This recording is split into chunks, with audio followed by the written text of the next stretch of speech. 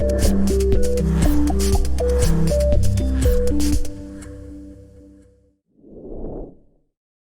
right, and so thank you guys for joining us for another episode of the Career Support Network. My number one goal is to inspire and to motivate as many career professionals as I possibly can to live the life and career of their dreams. And so today I have with me Yuki. Am I pronouncing your name correctly? That's perfect. Oh, perfect. Okay. And so, what you do is you help people live the life they truly desire by teaching Mhm, them how to change their beliefs, mindset, and subconscious conditionings. mhm. So, you're a formal professional dancer turned into a spiritual coach. You are also a consultant through Proctor Gallagher Institute. Nice. A company led by Bob Proctor, one of the most influential prosperity teachers and human potential coaches in the world today. And so you also hold a master's degree in holistic health education, and you also specialize in consciousness and mind body medicine. That's amazing. That's amazing. How did you get started with that? Well, so my first career was as a dancer, right? And I always was passionate about moving, but at the same time, the spiritual journey started about the same time when I was a teenager, and Uh-huh. I always knew that that's the arena that I want to get into because it wasn't an intellectual thing. It was a gut draw that I knew that that's where I needed to be. So, and in the path, unfolded naturally. I was in Tokyo back then. I moved to Los Angeles for dance, and then I expanded to health and wellness teaching movement. And then I dove into more of the mind stuff, consciousness, subconscious stuff, maybe the last 10 to 15 years.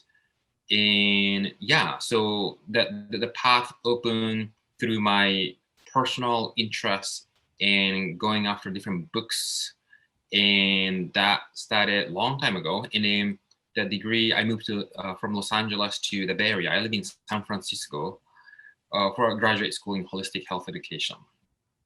Awesome, awesome. Congratulations on your degree and everything as well. And so, what are some of the best practices that you have been following within your business to help you continue to grow? Yeah. Do you mean my own practice or the way that I work with people? Both. Both. Yeah. Well, so I was always interested in the mindfulness practice, right? Being present in a moment, because that's the only time that we have. And most people are distracted by their thoughts, drifting towards the past or the future. And when you do that, because your brain cannot do two things at the same time, you're Mhm. missing out the direct experience of the moment, right? That's where I began my path. But then quickly I noticed that the nature of us is that we can imagine whatever we want to be imagining, meaning that, let's, for instance, the audience might be listening to or watching right now using the five senses, right? But if they close their eyes and if they imagine what they just saw, your brain and your subconscious, your body cannot tell the difference. Mhm. And that's one trait of the subconscious mind. And when I was introduced to that concept, which was also about 15 years ago, I quickly realized that the difference between humans and all the other animals is that humans can originate imagination with by free will. Like animals are not afraid of what others are thinking of them. You know what I mean? Right. Humans are the only people who are afraid of other people's judgment. And then, we all have all the stress, anxieties, and worry and doubt that people are experiencing. Animals don't have that because they don't have the ability to go there in their mind. So we are using the power of imagination all the time, but we're conditioned to use that against us by imagining what they don't want, visualizing, as a default state automatically what the worst case scenario might be. And a lot of the anxieties and worry and doubts that we have is in our imagined world, although most people think that it's out there in the world. I'm not denying that some threat might be happening in the world, but then what's causing to create their experience is always their thinking and the imagination. So the reason I'm talking about this, Amanda, is that we can be fully present in the moment, but we can have our attention, the imagined world, to the end goal in mind.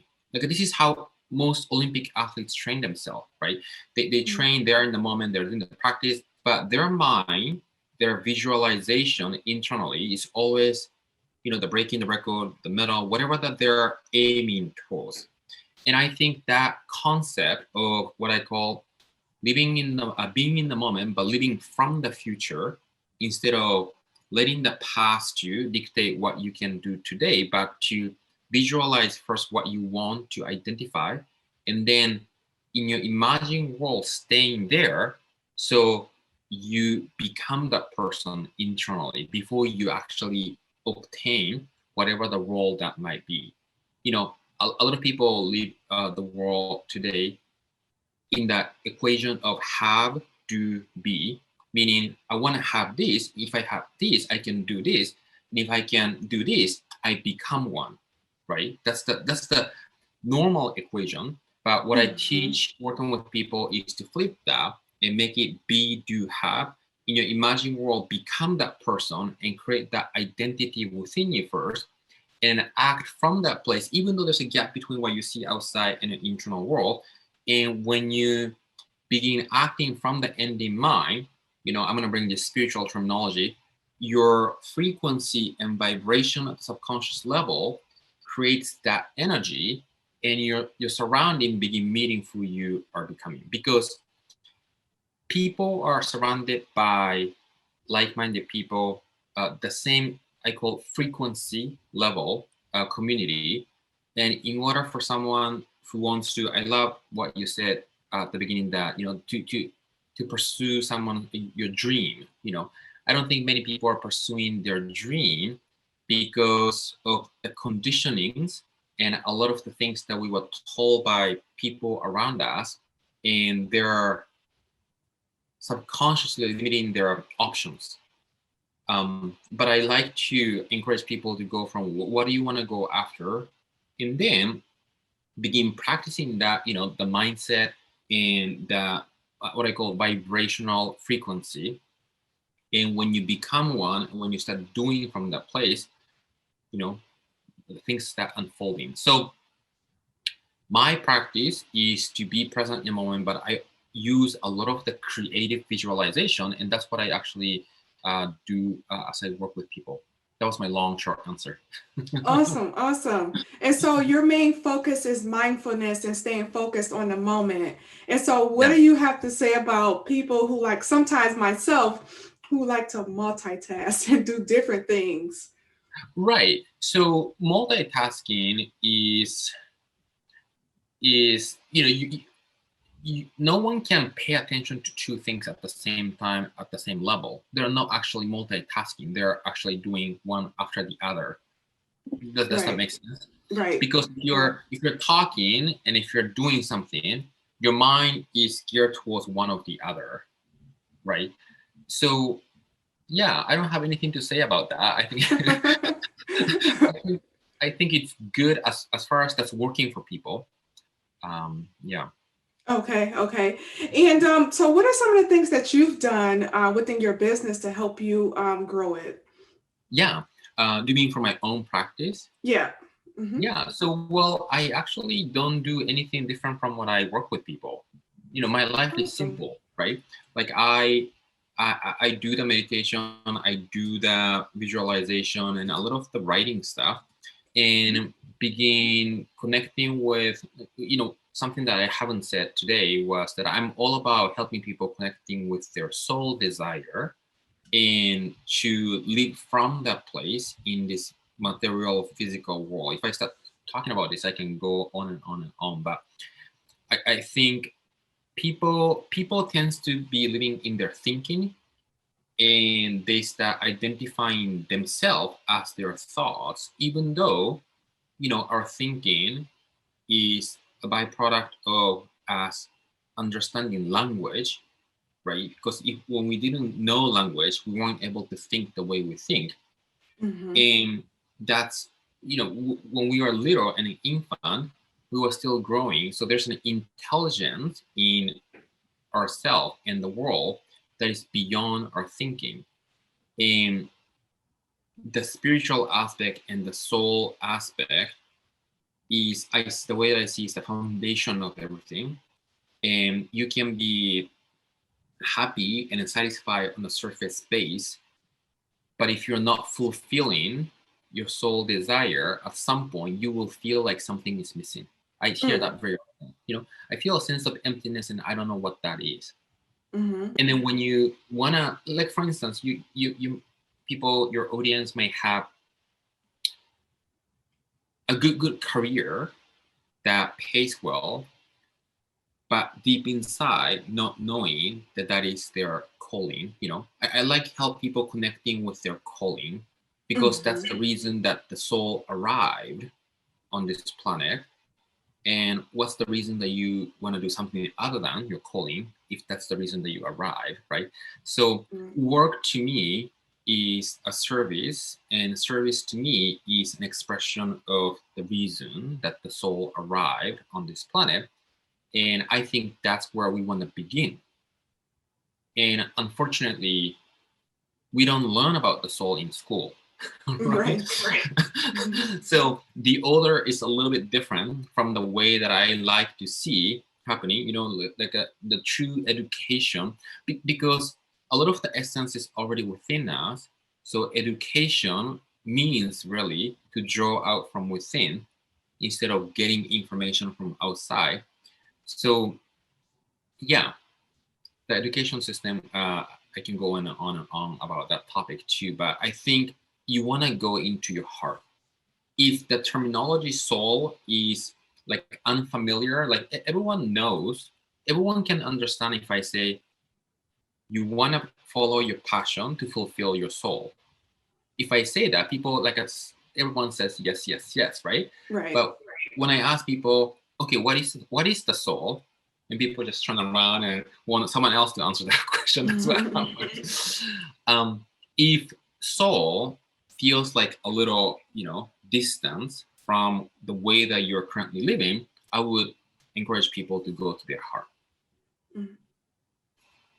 Ask yourself, what is it that you really, really want, and wait for the answer to come instead of trying to think using your head, because our head is conditioned by the way that we were raised, the way that we are informed by the teachers, by the people around us, that might not be coming from the soul desire. I just make it a little bit nicer. It's not coming from the soul desire. It's coming from the expectation usually, right? So to dive into the heart and connecting with the soul is what I do for my practice, to be able to demonstrate that to people who I work with. Awesome. Now, do you focus on any like meditation and things like that, deep breathing exercises and that sort of thing? Yeah, that's where it begins, because focusing on the breathing and focusing on the touch are the two fastest and immediate way to connect with the present moment. And this might be a little bit of foreign concept for people, but people are so much in their thinking. What we need to do is to shift out of the thinking and drop into the feeling to be able to enter into their heart. So breathing, just like you said, and then quieting the mind and the thinking is where I actually begin when I work with people. Awesome.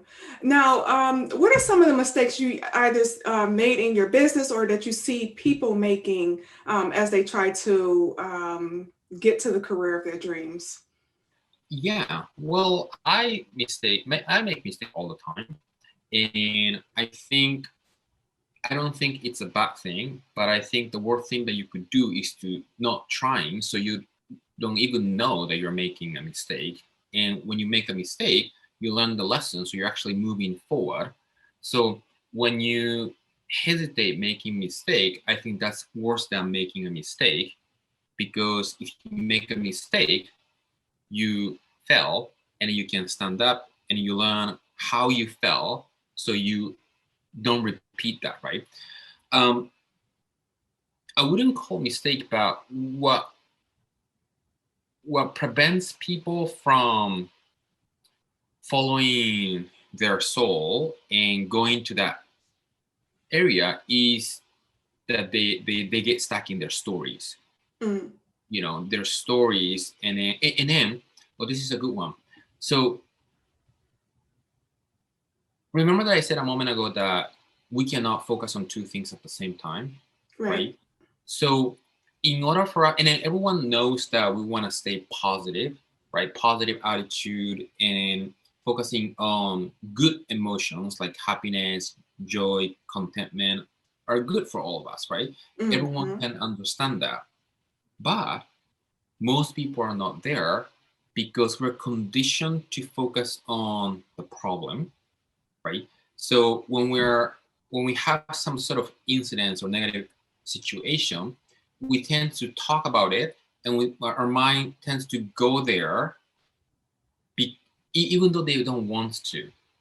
A good example is that when I first meet with someone, and when someone has something that they want to solve, I ask, "What is it that you want?" And people tell me, I don't want to feel worried about, I don't want this anxiety anymore, I don't want to feel depressed. Okay, you just told me what you don't want, right? What Right. is it that you want?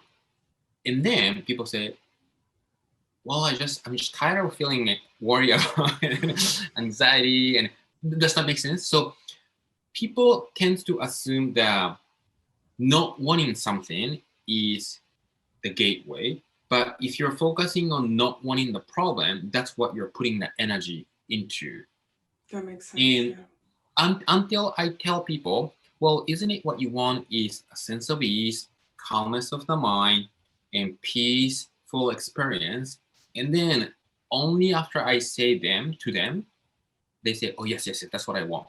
Mm-hmm. So their mind is not seeking that when they're by themselves, private, but their mind is talking about, I don't want to feel worry, I don't want to feel anxiety. So this is a simple shift, but it's huge, where many people are stuck in this energy of focusing on what they don't want. And that is exactly the reason that they're stuck there. That's good stuff. That's good stuff.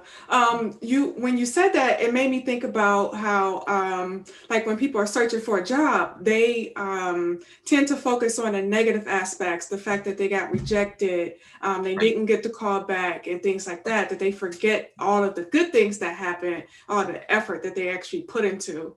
Um, right. Searching for a job, like finding a mentor, applying online, you know, all of the positive things about it. So that was a really good point Yeah. about that. Now, what are some of the biggest myths you hear about mindfulness and even deep breathing or building a business or anything like that, that you found that is actually wasn't true? You said biggest myth, right? There are a lot Yeah. of myths out there. Let's see. Well, so it's interesting that you're asking me that, because I just wrote an email titled "No More Meditation," Mm, right? And that's because people use meditation as a technique, mm-hmm. right? And then people, when they engage in meditation, what happens, especially at the beginning, is that people think, "Am I doing this right? I don't know if I'm doing this right." Mm-hmm. And right, but here's the thing, though: meditation is about not doing anything. Does that make sense? Mm-hmm. Meditation is a practice for us to connect with our being. So we don't want to be doing anything. And people, fall in this trap of doing meditation, even though meditation is about not doing anything. So the myth would be for people to, I understand that if you are unfamiliar with the practice, you call it technique or doing stuff, but it's eventually when we start becoming familiar with the practice, that needs to become a lifestyle. That needs to become a lifestyle, right? Like I'm from Tokyo, so Eastern stuff, or I'm not really religious, but Buddhism stuff are embedded in me. So practice is a lifestyle. So the biggest myth that I see, even in yoga, right? People want to label stuff. This is yoga, this is Pilates, this is meditation. But meditation and yoga is a practice of being present in the moment and feel the sense of oneness. That's the simplest way to explain it. And in order to experience that, we want to stop doing stuff.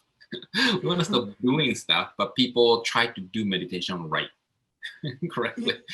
Yeah. Yeah, that's like one of my most favorite parts of the day when I don't have to do anything. And that's while I'm meditating. Yeah. Right. And I can take a break from everything. That's my time to just not do anything. But yeah, so do you have any programs that you're working on right now? Do you have any courses that you put people through? Right. So I think in conjunction with what we're talking about, I do have an 8-week program called Satori Mindset, and Satori means realization, awakening. Mindset is a frequency. So basically, this program takes people step by step to help them create and realize the frequency of awakening, and then this guides people step by step by determining their soul vision, how to change your thinking and habits, how to take inspired action from the angle in mind, and then practicing living from the future to have a different perspective about fear, because a lot of people have fear that's based on how they see fear. And we also do a little self-love acceptance practice, because a lot of people have some sort of wound that they develop through childhood that doesn't give them enough confidence or creates some limiting beliefs. And by the end of the program, this designed to help people live fully in the moment, but connecting with the end goal in mind, purposefully, intentionally. And that's the framework of the program. But in the one-on-one session that I throw in there, I work with people specifically on their specific scenario and case. So I set goal in 8 weeks. Where do you want to get to in 8 weeks? What's the foundation that you want to create? And to make it really personable. Awesome. And I know as well, I'm in your private community. What's the name of your private community that people can check out? Oh, yeah. So I have a free Facebook group called Align with Soul Purpose, Living Abundance. Okay. Yeah. And do you? Where else could they get in touch with you? I have. So I am most frequently on Facebook and Instagram, and those are just my full name, Yuki Yoshii, and there are 2 I's at the end, Yoshii. Okay. And yeah, SatoriMindset.com is the website for that present that program, the 8 weeks program. Okay, well, there you have it, guys. Yoshi just shared with us his mindfulness techniques and all the different things that he does in his business and what you can do to get to the career of your dreams. And so what I'm going to do is I'm going to share his links up in the description box above so that you could get in touch with him and also check out his private free community on Facebook as well. And so thank you so much for joining us here, Yuki. I'm sorry, I said your last name, Yuki. And we hope to have you back on again soon. Okay, thank you so much. All right, thank you. Bye. Bye.